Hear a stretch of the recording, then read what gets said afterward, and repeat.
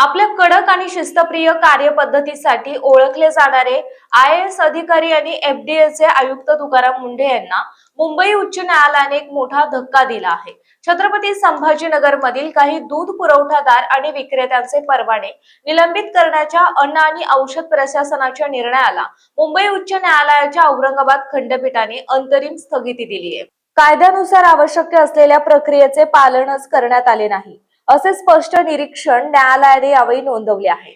अन्न सुरक्षा मार्गदर्शक तत्वांचे उल्लंघन केल्याच्या आरोपावरून FDAने संभाजीनगर मधील दूध विक्रेते आणि पुरवठादारांचे परवाने तडकाफडकी निलंबित केले होते। या कारवाई विरोधात विक्रेत्यांनी हायकोर्टात धाव घेतली होती। याचिकाकर्त्यांच्या वतीने न्यायालयात असा दावा करण्यात आला की तपासणी दरम्यान आढळलेल्या त्रुटी अत्यंत किरकोळ होत्या।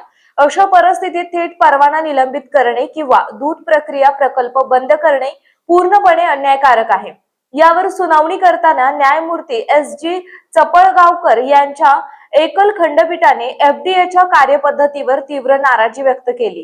कायद्यानुसार कोणतीही कठोर कारवाई करण्यापूर्वी संबंधितांना सुधारणेबाबतची नोटीस देणे आणि त्यांची बाजू ऐकून घेण्यासाठी सुनावणीची संधी देणे बंधनकारक होते, असे न्यायालयाने म्हटले आहे। दुसरीकडे सरकारने न्यायालयामध्ये असा दावा केला की FDA अधिकाऱ्याला कोणतीही नोटीस न देताना परवाना निलंबित करण्याचा पूर्ण अधिकार आहे।